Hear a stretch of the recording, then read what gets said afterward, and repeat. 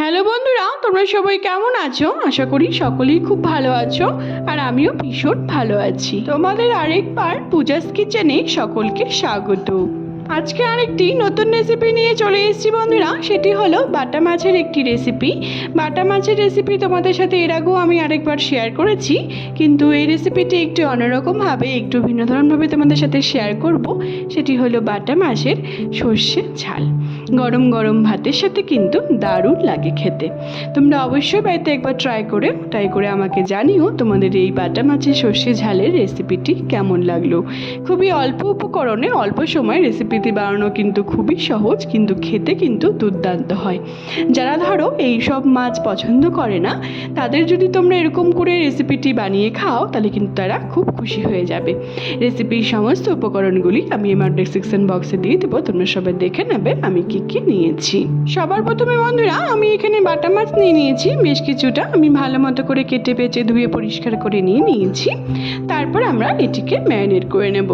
তার জন্য আমাদের লাগছে, এখানে আমি স্বাদ মতো নুন দিয়ে দিব।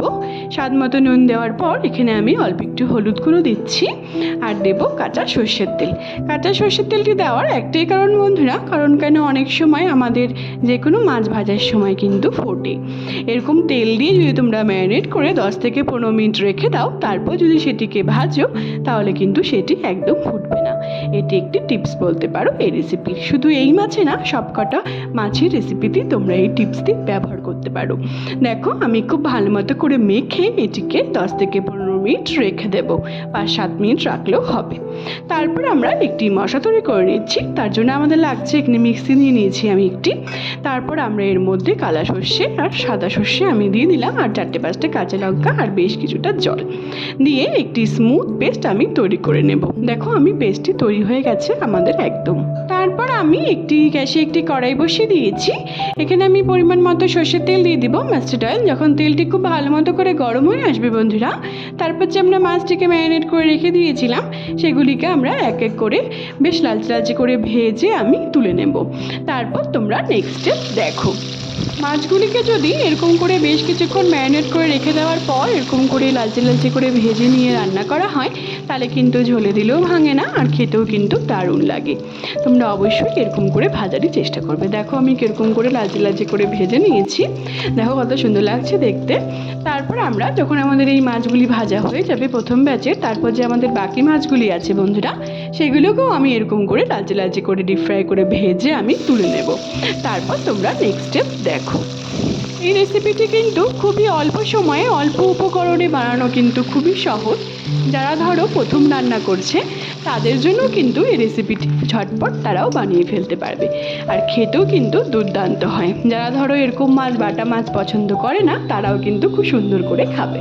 দেখো আমি সব মাছগুলিকে ভেজে তুলে নিয়েছি। তারপর আমাদের যা মশলাগুলি লাগছে আমি সব কিছু রেডি করে নিয়েছি। এবার মশলাগুলিকে দিয়ে আমি একটু জল দিয়ে ভালো মতো করে স্বাদ মতো নুনও দিয়ে দিয়েছি এর মধ্যে, রেডি করে রেখে দেবো। এরকম করে যদি রেডি করে রেখে দেওয়া হয় তাহলে কিন্তু বাটা মশলার মতনই স্বাদ হয়। তারপর আমরা ওই মাছ ভাজার তেলেই আমি একটু কালো জিরে আর কাঁচা লঙ্কা ফোড়ন দিয়ে নিলাম। যখন দেবো খুব সুন্দর একটি গন্ধ পেয়েছে বন্ধুরা, তারপর আমরা কিছু কুচনো পেঁয়াজ আর টমেটোটি দিয়ে দিলাম, দিয়ে খুব ভালো মতো করে একটু লালচে করে আমি ভেজে নেব। তারপর তোমরা নেক্সট স্টেপ দেখো।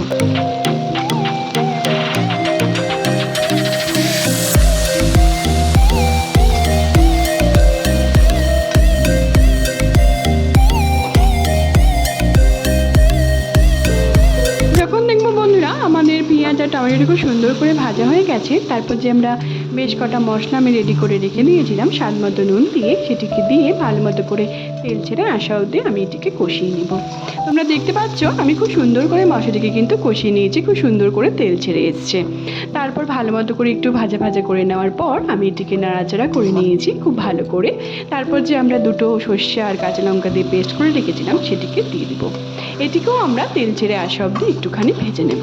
অনেক সময় কি হয়, আমাদের সর্ষের রেসিপি খেলে পেটের প্রবলেম হয়, কিন্তু তোমরা যদি এরকম করে মশলাটিকে ভেজে নিয়ে আবার সর্ষেটিকেও ভেজে নিয়ে রান্না করো, তাহলে পরে কিন্তু পেটের প্রবলেম একদম হবে না। তোমরা একবার ট্রাই করে দেখতে পারো। তারপরে একটুখানি মিক্সিটি ধুয়ে আমি জল দিয়ে দিয়েছি। এবার আমরা এটিকে তেল ছেড়ে আসা অবধি একটুখানি ভেজে নেব। দেখো আমি খুব সুন্দর করে এটিকে ভেজে নিয়েছি, কত সুন্দর করে তেল ছেড়ে এসছে। তোমরা চেষ্টা করবে বন্ধুরা মশলাটিকে দিয়ে আর সর্ষেটিকে দিয়ে এরকম করে খুব ভালো মতো করে কষে নেওয়ার। তারপর আমি এর মধ্যে বেশ কিছুটা গরম জল অ্যাড করে দেবো। আমি গ্রেভিটি কম রাখবো বলে আমি কম জলই অ্যাড করলাম, তোমরা তোমাদের ইচ্ছে মতো গ্রেভি জল অ্যাড করতে পারো। ভালো মতো করে যখন ঝোলটি ফুটে আসবে বন্ধুরা, তারপর আমরা কিছু 4-5টার মতো আমি কাঁচা লঙ্কা চিড়ে রেখে দিয়েছিলাম, কাঁচা লঙ্কা ভালো মতো করে এটিকে ঝাল দিয়ে দিলাম। এটি একদমই অপশনাল, তোমরা যদি এটিকে স্কিপও করতে পারো। তারপর আমি এর মধ্যে আরেকটুখানি নুন দিয়ে দিলাম।